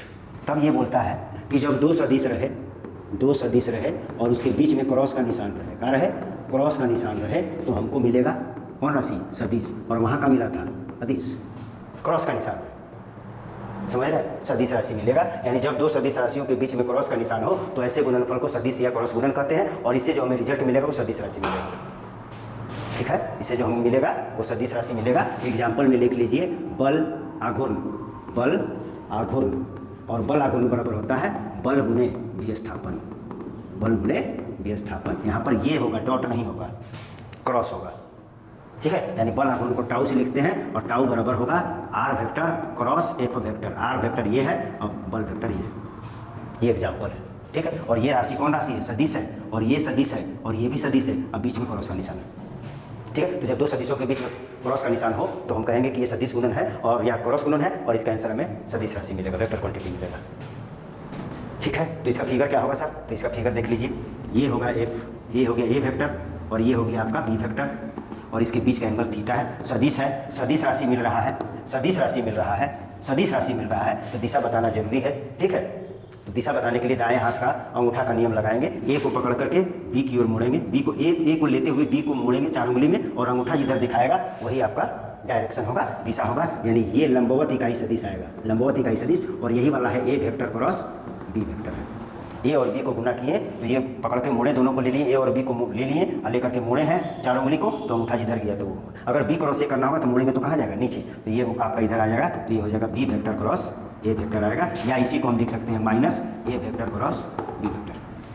बी को ए से गुना करेंगे तो नीचे आएगा, ए और बी से लेकर के गुना करेंगे तो ऊपर जाएगा। बात समझ में आ रही है? ए क्रॉस बी करेंगे तो ए को पहले पकड़ेंगे और बी को समेटते हुए चारों उंगली बंद करेंगे, अंगूठा जिस डायरेक्शन में होगा वही दिशा बताएगा इस दोनों वेक्टर का। और अगर हम इसको बी क्रॉस ए करेंगे तो पहले ए क्रॉस बी ही चेक करेंगे और अंगूठा को नीचे कर देंगे, ठीक। या आपको right hand left hand thumb rule भी लगा सकते हैं, ये भी बी वेक्टर और ये ए वेक्टर, अंगूठा ऊपर। अगर इसको बी करना है, इसको ए करना है तो अंगूठा नीचे कर दीजिए, ये वाला खाली याद रखिए, और उल्टा करना है, इसको इससे करना है तो अंगूठा नीचे कर दीजिए, ठीक। और इसका फॉर्मूला आता है A vector cross B vector बराबर A B sine theta, A B sine theta. कौन टाइप? डायरेक्शन अभी तो मैग्नीट्यूड है, ये परिमाण है, दिशा भी नहीं हुआ, तो दिशा किधर है, एन पे, ये। और इसका परिमाण लिखना होगा, केवल परिमाण लिखना होगा, तो ये मोड डाल दीजिएगा, तो ये इकाई सदिश का मान 1 होता है, तो ये हो जाएगा ए बी साइन थीटा, केवल परिमाण है, केवल परिमाण है। और इसमें परिमाण भी है प्लस दिशा भी है, दिशा यहाँ से बात कर रहा है, दिशा ये बता रहा है और परिमाण ये बता रहा है, ठीक है। और ये जो रिजल्ट देगा वो कौन राशि देगा, सदिश राशि, ठीक है सर। तो कैसे बनेगा सर, इसका फिगर में कैसे बनेगा सर, तो आप देख लीजिए, ये ए वेक्टर है और ये बी वेक्टर है ना, और ये थीटा है, ये थीटा है, तो इस ए का, इस बी का क्षैतिज घटक ये होगा और ऊर्ध्वाधर घटक ये होगा, तो इधर का हो जाएगा बी साइन थीटा, ठीक है, बी साइन थीटा। तो यहीं पर रहा A vector cross B vector बराबर A B sine theta N cap, कौन कैप, एन कैप, ठीक है। और ये जो थीटा है वो ए वेक्टर और बी वेक्टर के बीच का कोण है, बीच का कोण, बीच का कोण, ठीक। और इसका मैग्नीट्यूड देखेंगे तो एन कैप हट जाएगा, ठीक है। अब आगे बढ़ते हैं, स्थिति नंबर 1 देखते हैं, स्थिति नंबर 1 देखते हैं, स्थिति नंबर 1 देखते हैं, क्या देखते हैं, जब थीटा बराबर 0 डिग्री, तो आपके पास फॉर्मूला है A vector cross B vector बराबर A B sine theta N cap, ठीक। और जब 0 डिग्री होगा तो आपका आएगा ए बी साइन कितना डिग्री, 0 डिग्री एन कैप, और साइन 0 डिग्री कितना होता है, 0, तो ए बी ये हो जाएगा 0 और इकाई सदिश का परिमाण 1 होता है, यानी आंसर आएगा 0, यानी दो सदिशों के समानांतर इसका फिगर होगा, ए इसी पर और बी भी इसी पर। दो सदिश को समानांतर दिखाना होगा तो उसको क्रॉस प्रोडक्ट करेंगे, और दो सदिश को लंबवत दिखाना होगा तो डॉट प्रोडक्ट करेगा, और दोनों का आंसर 0 आएगा। समानांतर दिखाने के लिए दो सदिशों का क्रॉस गुणन 0 आना चाहिए, और लंबवत दिखाने के लिए दो सदिशों का डॉट गुणन 0 आना चाहिए, ठीक। अब हम चलते हैं स्थिति नंबर 2। स्थिति नंबर 2, जब थीटा बराबर 90 डिग्री, थीटा बराबर 90 degree, A vector cross B vector बराबर A B sine theta N cap, ठीक है। फिगर ए वेक्टर इधर बी वेक्टर 90 डिग्री, एक दूसरे के लंबवत, तब हो जाएगा A B sine 90 degree N cap, तो ए बी गुने 1 साइन 91 होता है, इंटू एन कैप दिशा बताएगा A B N cap, A vector cross B vector. अगर इसका परिमाण लेना है सर, परिमाण लेना है तो ए वेक्टर क्रॉस बी वेक्टर का मॉड बराबर ए बी गुना 1 यानी ए बी, और नहीं परिमाण लेता तो दिशा ये बताएगा इकाई सदिश। चलिए नेक्स्ट, स्थिति नंबर 3। स्थिति नंबर 3, स्थिति नंबर 3, 1 शॉट क्लास ले रहे हैं, थक गया है आदमी। स्थिति नंबर 3, स्थिति 3, 1 शॉट लेना आसान बात नहीं है, माथा भी रहना चाहिए, ठीक है, माथा भी रहना चाहिए, पूरा सिलेबस याद रहना चाहिए, ठीक है। हाँ, स्थिति नंबर 3 क्या है भाई, जब थीटा बराबर 180 डिग्री 180 डिग्री, तब ए वेक्टर क्रॉस बी वेक्टर बराबर ए बी क्या साइन थीटा एन कैप। कितना लोग 1 शॉट लेते हैं, कट कर करे, आज कुछ शूट किए, कल कुछ शूट किए, या 1 घंटा बाद के, नहीं भैया लगातार मारो ना, लगातार 1 शॉट बनाओ, ठीक है तुम्हारे में माथा में वजन है तो बनाओ ना, आता है तुमको फिजिक्स तो बनाओ, अभी नहीं करता है तो बनाएगा, ठीक है। तो आगे क्या करें, तब थीटा बराबर 180 लेना है कि है ना। तो क्या लिख दें, A B sine 180 N cap, अगर आप मैथ हैं तो साइन 180 जीरो होता है, तो A B into zero into 1, नहीं समझे, या एन कैप लिखिए ना, कितना हो गया आंसर, जीरो। ए वेक्टर क्रॉस बी वेक्टर बराबर जीरो, यानी दो केस में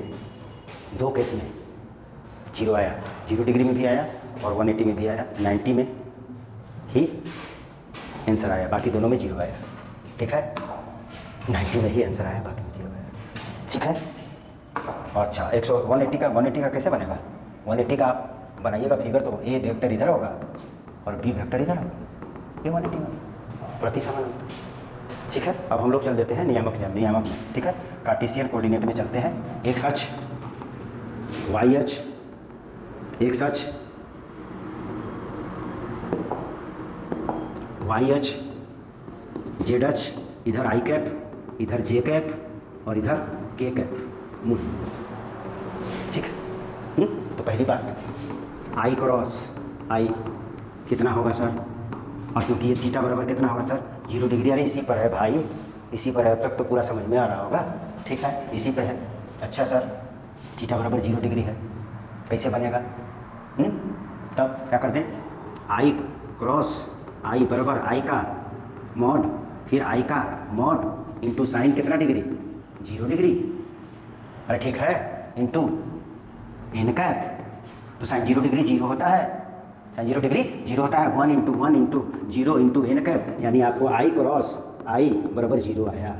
और याद करिए डॉट में 1 आया था, इसका मतलब हम बोल सकते हैं सर पूरा खुलकर बोल सकते हैं, एकदम अच्छी तरीके से बोल सकते हैं कि सर आई क्रॉस आई बराबर जे क्रॉस जे बराबर के क्रॉस के बराबर 0 आएगा, यानी सेम गुना करेंगे तो 0 आएगा क्रॉस प्रोडक्ट। और वहाँ पर जब था किसमें, डॉट या आदिश गुणन में, तो ये 1 आया था, याद आ रहा है, आई डॉट आई बराबर जे डॉट जे बराबर के डॉट के बराबर 1 आया था सर, डॉट में 1 आया था, क्रॉस में 0 आ रहा है। ठीक, चलिए आगे देखते हैं। आगे अब डिफरेंट में गुना करते हैं, डिफरेंट में गुना करने से क्या मिलेगा। ठीक है, तब सर आप क्या करिए, आई क्रॉस जे कीजिए, तो सर थीटा बराबर इसमें तो 90 डिग्री होगा सर, बहुत अच्छा होगा सर। ठीक है सर, तब आई क्रॉस जे निकालिए सर, लीजिए बराबर आई का मॉड जे का मॉड साइन कितना डिग्री, 90 डिग्री। ठीक है, अब आपको एन कैप चाहिए, तो एन कैप चाहिए तो बोलिए आई और जे को पकड़िए, अंगूठा किधर जा रहा है, के की तरफ, तो के कैप होगी, और इसका वैल्यू होगा 1, इसका भी 1 और साइन 90 का भी 1, यानी आई क्रॉस जे कीजिएगा तो आपको आंसर क्या आएगा, के। और इसी को आप देख करके लिख सकते हैं, समझ में आ रहा है। आई और जे को करिएगा क्रॉस, तो आई और आई को लेते हुए जे को पकड़ते हुए अंगूठा बंद करेंगे और ये के कैप बताएगा, और जे और आई को गुना करिएगा तो के और आई को गुना करिएगा तो जे होगा, और जे और के को गुना करिएगा तो ये। इसका मतलब हम बोल सकते हैं सर, एकदम इत्मीनान से होकर बोल सकते हैं सर कि आई क्रॉस जे बराबर, आप बोल रहे हैं सर के, तो जे क्रॉस के बराबर हो जाएगा सर आई, और के क्रॉस आई बराबर हो जाएगा सर जे। आई क्रॉस जे के, जे क्रॉस के आई और के क्रॉस आई जे। देखिएगा एक और टेक्निक आपको दे रहे हैं, इधर है आई कैप, इधर है जे कैप और इधर है के कैप। अगर आप इधर चलिएगा तो पॉजिटिव और इधर चलिएगा तो नेगेटिव, यानी आई क्रॉस जे के मिलेगा, जे क्रॉस के आई मिलेगा और के क्रॉस आई जे मिलेगा। इसी तरह से आप अगर ऐसे उल्टा जाइए तो आई को उल्टा जाइए, उल्टा कैसे, इसे यहाँ पर देख लीजिए, जे क्रॉस आई, जे क्रॉस आई, जे क्रॉस आई बराबर क्या होगा, जे क्रॉस आई उल्टा जा रहे तो माइनस के होगा, माइनस के। अच्छा, के क्रॉस जे लीजिएगा, के क्रॉस जे, के क्रॉस जे, फिर उल्टा जा रहे तो माइनस आई होगा। ठीक है, माइनस आई होगा। और आई क्रॉस के लीजिएगा, आई क्रॉस के तो माइनस जे होगा। ठीक है, ये दोनों याद रखना है। ठीक है, ऐसा एक टेक्निक है।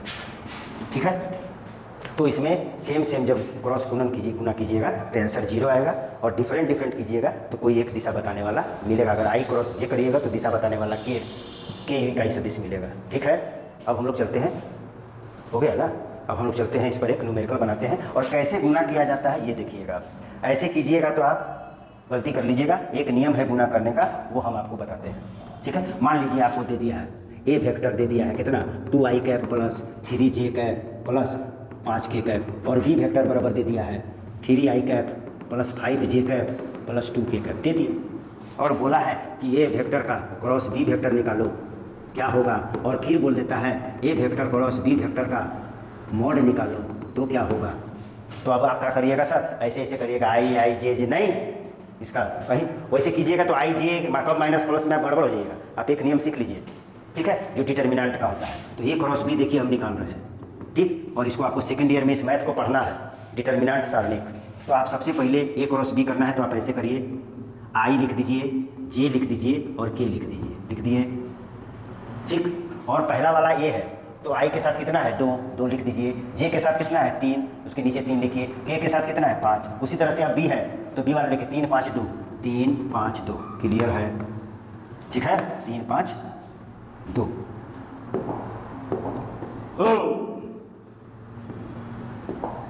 3 5 2, ठीक है, ये 5। अब आपको दिमाग में रखना है कि ये पॉजिटिव होता है, ये नेगेटिव और ये पॉजिटिव। अब आप लिखिएगा, देखिएगा गुना, आई लिख दीजिए, और आई जिस रो, ये देखिए इस रो में है और इस कॉलम में है, जिस लाइन में आई है उसको बंद कर दीजिए। तो बचा कितना 3 5 5 2, 3 5 5 2 हो गया। अब जे को लेना है तो माइनस लिख दीजिए, लिख दिए सर, ठीक है सर।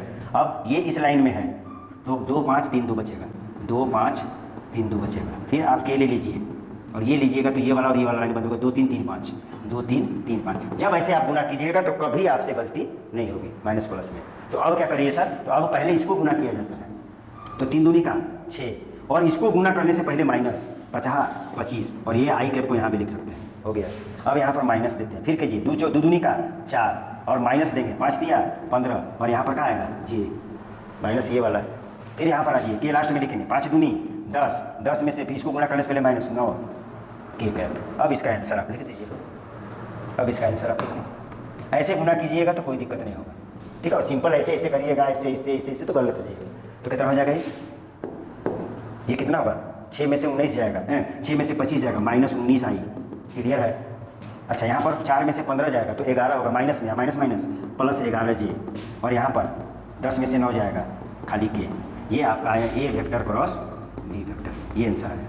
अगर आपका इसका मॉड निकालना है, क्या निकालना है मॉड, तो ए क्रॉस बी का मॉड निकालना है। तो आपको मॉड के बारे में पता है, आई के साथ वाले का स्क्वायर 19 का स्क्वायर प्लस जे के साथ वाले का स्क्वायर, वो माइनस 19 है, माइनस 19 का स्क्वायर, जे के साथ वाले का स्क्वायर तो 11 स्क्वायर, और के वाले के साथ तो के साथ 1 है स्क्वायर। इसको सॉल्व कर दीजिए, जो आएगा आंसर 19 19 कितना होता है सर, 19 कितना होता है, 9 81 8 9 8 17 1 9 1 9 7 16 1 6 3 361 9 9 81 9 9 8 17, ठीक है, 1 9 1 1 9 7 16 हाथ में 1 2 3 361, और फिर 11 11 121 1 2 8 4, और फिर 1 4 कितना 4 8 3, तो इसका पूरा आंसर हो जाएगा 4 8 3, रूट निकाल लीजिए, जो है वो आंसर होगा, ठीक है। और जब डॉट गुणन करते हैं तो नंबर आता है, डॉट गुणन किए थे तो नंबर आया था, और क्रॉस गुणन करेंगे तो हमेशा डायरेक्शन में आएगा, आई कैप जे कैप के कैप, यानी ये डायरेक्शन बताएगा ही बताएगा, ठीक है, ये डायरेक्शन बताएगा ही बताएगा, ठीक है, ये डायरेक्शन बताएगा ही बताएगा, ठीक है। तो आपको एक स्टैंडर्ड हम कर देते हैं, ए वेक्टर बराबर A1 आई कैप प्लस B1 जे कैप प्लस C1 के कैप, और बी वेक्टर बराबर है A2 आई कैप B2 जे कैप C2 के कैप। और आपको बोल देगा ये क्रॉस बी करने, तो आप लिख दीजिए, ये क्रॉस बी करने तो ऐसे लिख दीजिए, आई जे के A1 B1 C1 A2 B2 C2, ठीक है। ये प्लस लेते हैं, ये माइनस लेते हैं, ये प्लस लेते हैं, तो आई क्या हो गया, ये और ये बंद हो जाएगा, B1 C1 B2 C3, फिर इसको माइनस लेते हैं, माइनस जे, और ये बंद हो जाएगा, ये A1 C1 A2 C, ये लिए हैं A1 C1 A2 C3 A2 है C3, यहाँ पर 2 ना होगा, 2 लिए हैं, तुरंत पकड़ा जाता है, यहाँ पर 2 होगा, ठीक है, ये 2 है। फिर प्लस के लेंगे, इसको प्लस लेना, ये माइनस ये प्लस, तो के यहाँ देखिए कौन बच रहा, ये गया A1 B1 A2 B2, ये और ये बंद, ये और ये बंद, A1 B1 A2। अब इसको पहले गुना करेंगे, ये 2 है भाई, ठीक है, B1 C2 फिर माइनस C1 B2, और ये आई कैप को यहाँ से यहाँ लिख दीजिए, कोई दिक्कत नहीं, माइनस यहाँ आ जाइए A1 C2 minus A2 C1 जे कैप प्लस के बाद में लिख देंगे, के बाद में लिख देंगे, ये हो जाएगा कितना A1 B2 minus A2 B1 के कैप, ये आपका आंसर हुआ, ठीक है, ये आपका